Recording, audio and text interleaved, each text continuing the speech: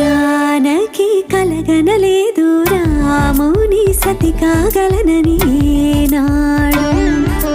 రాముడు అనుకోలేదు జానకి పతి కాగలనని ఆనాడు.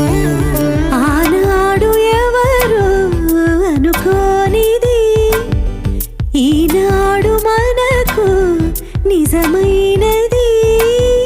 ఆ రామాయణం మన జీవన పారాయణం. రాముడు అనుకోలేదు జానకి పతి కాగలనని ఆనాడు.